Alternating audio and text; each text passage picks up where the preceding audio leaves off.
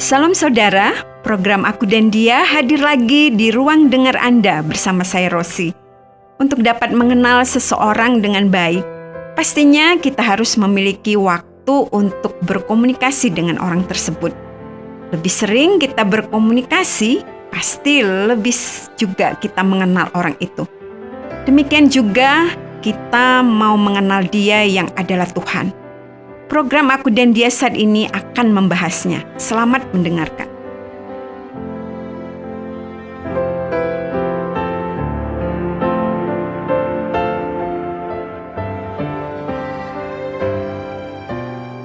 Beberapa hari yang lalu aku mendapatkan kesempatan untuk mengunjungi cucu kami.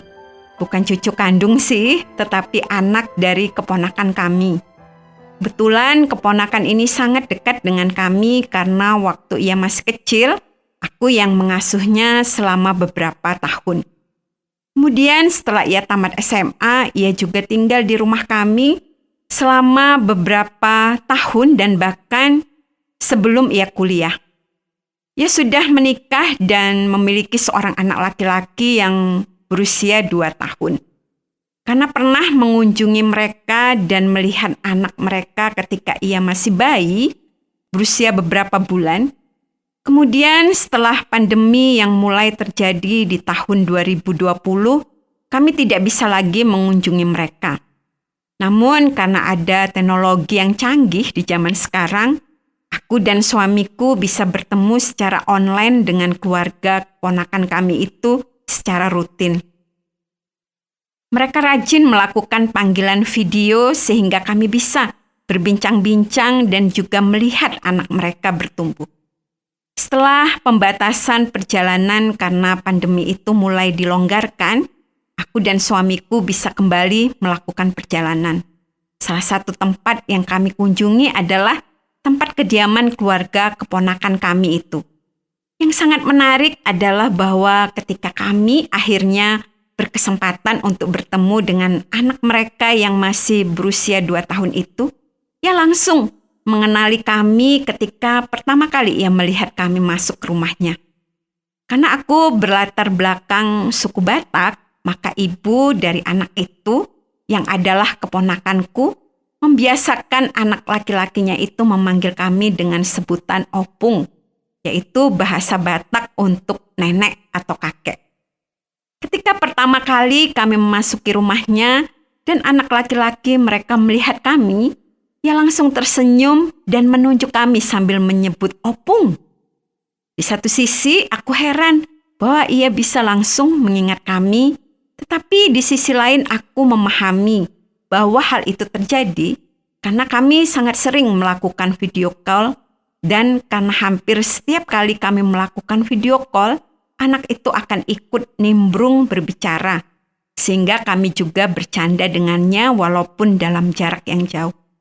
Karena seringnya berkomunikasi itu, anak itu bisa mengenali kami dengan baik dan tidak ragu-ragu untuk mendatangi kami dengan senyum sambil mengatakan opung. Aku membayangkan apakah aku memiliki tingkat komunikasi yang demikian dengan Yesus, Tuhan dan sahabatku yang setia itu. Apakah komunikasi yang aku jalani dengan Dia bisa membuat aku sungguh-sungguh mengenal Dia sebagaimana adanya Dia? Mengingat betapa pentingnya mengenal Yesus bagiku, maka pertanyaan itu juga menjadi pertanyaan yang teramat sangat penting untuk sungguh-sungguh bisa aku jawab dengan baik. Firman Tuhan mengatakan di dalam Yohanes 17 ayat 3, inilah hidup yang kekal itu, yaitu bahwa mereka mengenal Engkau, satu-satunya Allah yang benar, dan mengenal Yesus Kristus yang telah Engkau utus. Untuk mengenal cucuku, anak keponakanku itu, aku membutuhkan komunikasi yang sering aku lakukan dengan dia. Melalui seringnya komunikasi itu, pengenalan anak itu bertumbuh tentang aku, dan setelah sekian lama, ia bisa sungguh-sungguh mengenalku ketika kami bertemu. Yesus membuka kesempatan yang seluas-luasnya untuk aku bisa berkomunikasi dengan Dia. Di dalam Alkitab, aku bisa membaca kisah pelayanan yang dilakukannya ketika ia masih ada di dalam dunia dan hidup sebagai manusia. Ia bisa ditemui oleh orang-orang yang mau dilayaninya kapanpun. Bukan hanya di waktu siang saja, tetapi juga di waktu malam, bahkan di pagi-pagi buta. Ia tidak pernah membatasi dirinya untuk hanya ditemui oleh mereka yang ingin dilayaninya pada hari Minggu saja. Walaupun di zaman ini banyak orang yang mengaku dirinya pengikut Kristus, hanya mau bertemu dan berkomunikasi dengannya di hari Minggu saja.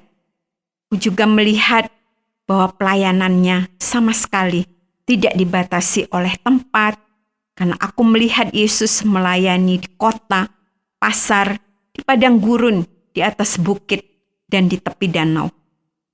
Ia tidak hanya melayani di rumah ibadah saja, walaupun banyak orang mengaku dirinya pengikut Kristus, hanya mau berkomunikasi dan bisa berkomunikasi dengan Yesus ketika mereka ada di rumah ibadah saja, yaitu ketika mereka ada di gereja. Kembali kepada cucuku itu, aku berpikir pasti beda ceritanya kalau cucu laki-lakiku itu, anak keponakanku itu tidak pernah diajak untuk melakukan video call denganku. Kemungkinan besar ia tidak akan bisa mengenal aku, karena aku hanya pernah melihatnya ketika ia masih bayi berusia beberapa bulan. Dan memang beberapa cucuku yang lain, anak dari keponakanku yang lain yang tidak pernah atau jarang melakukan video call denganku, tidak mengenal aku ketika kami bertemu. Aku sangat perlu mengenal Yesus, sahabatku yang terbaik itu. Karena pengenalanku akan dia akan sangat menguntungkanku sendiri.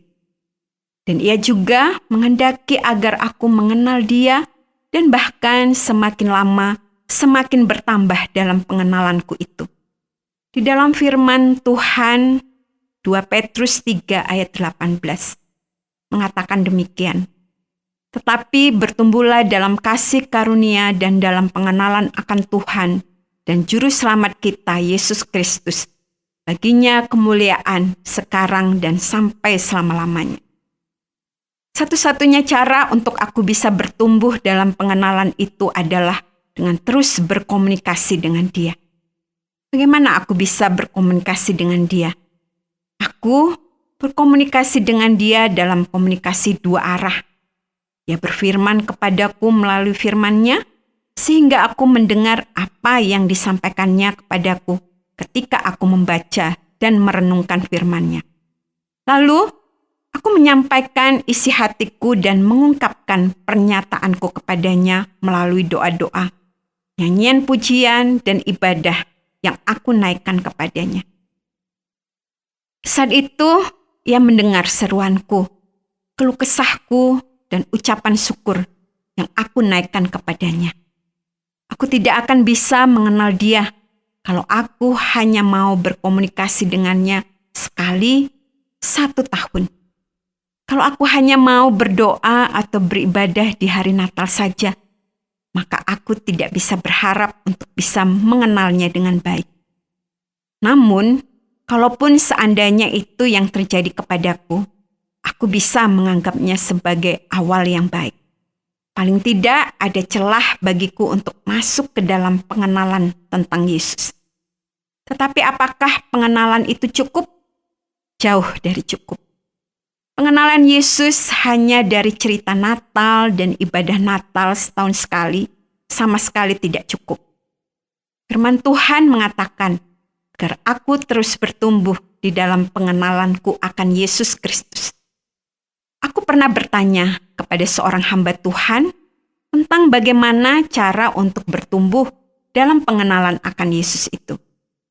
Beliau memberikan jawaban yang sangat menarik. Beliau mengatakan, kalau aku memiliki target bahwa 15 tahun aku bisa mengenal Yesus, maka pertumbuhan akan pengenalan itu bisa dicicil. Tahun pertama hanya mengenal Yesus melalui cerita Natal dan ibadah Natal. Tahun selanjutnya ditambah dengan cerita Paskah dan ibadah Paskah. Dan tahun berikutnya ditambah dengan berkomunikasi melalui pembacaan firman dan doa sebulan sekali. Tahun berikutnya ditambah seminggu sekali. Begitu seterusnya sampai di tahun ke-15, mencoba menumbuhkan pengenalan akan Yesus dengan berkomunikasi setiap saat dan setiap hari melalui perenungan firman dan menaikkan doa dan pujian kepadanya. Di tahun ke-15 itu, melalui kesetiaan dalam perenungan dan doa, aku bisa bertumbuh di dalam pengenalan akan Yesus. Tapi sebelum mengakhiri nasihatnya, beliau menambahkan kalimat yang sangat menyentuh hatiku. Beliau mengatakan, masalahnya adalah masa hidup kita itu bukan kita yang mengatur. Bisa saja kita membuat program mengenal Yesus selama 15 tahun seperti itu. Namun, ternyata masa hidup kita hanya tersisa 15 hari saja. Atau kita membuat rencana mengenal Yesus 15 tahun. Namun masa hidup kita hanya tersisa 15 jam atau 15 menit. Atau bahkan 15 detik saja. Karena tidak ada yang tahu tentang hal itu. Kalau harus menunggu 15 tahun baru mengenal Yesus dengan sungguh-sungguh, sedangkan masa hidupnya hanya 15 hari, maka semuanya akan terlambat.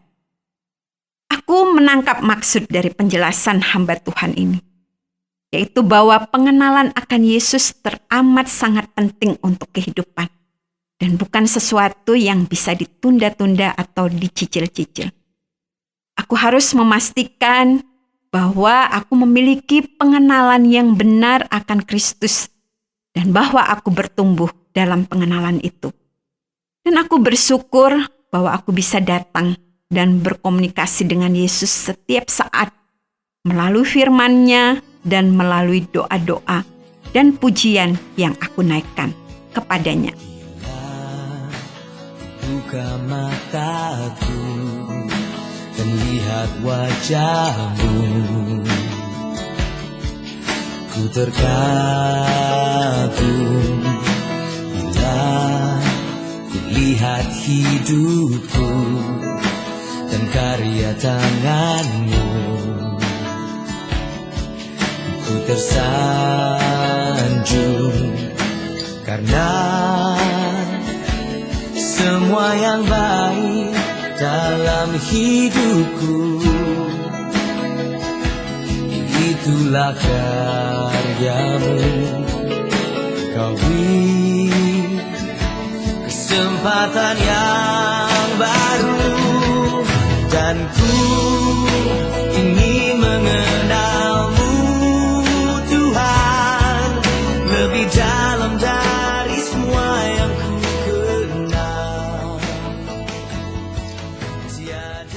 Terima kasih Anda sudah mengikuti pembahasan kita mengenai Yesus yang menjadi Tuhan Juru Selamat dunia. Ia menghendaki agar kita mengenal Dia dan menerima kebaikan-Nya. Dan hal itu kita perlu berkomunikasi dengan rutin dengan Tuhan.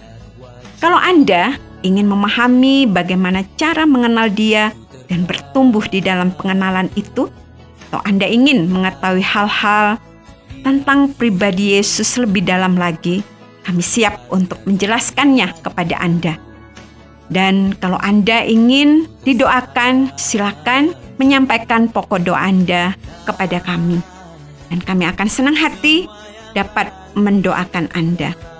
Anda dapat menghubungi kami dengan menuliskan surat kepada program Aku dan Dia, Tromol Pos 261, Batu 65302 Jawa Timur. Atau bisa juga lewat SMS atau WhatsApp ke nomor 081 333 777 386. Sampai jumpa. Tuhan Yesus memberkati. Tiada kasih yang melebihimu, ku ada untuk menjadi penyebab. Terima kasih Anda sudah mengikuti program kami. Jika Anda diberkati, jangan lupa like, komen, dan share supaya Anda tidak ketinggalan setiap program terbaru kami. Jangan lupa juga untuk subscribe channelnya dan nyalakan loncengnya.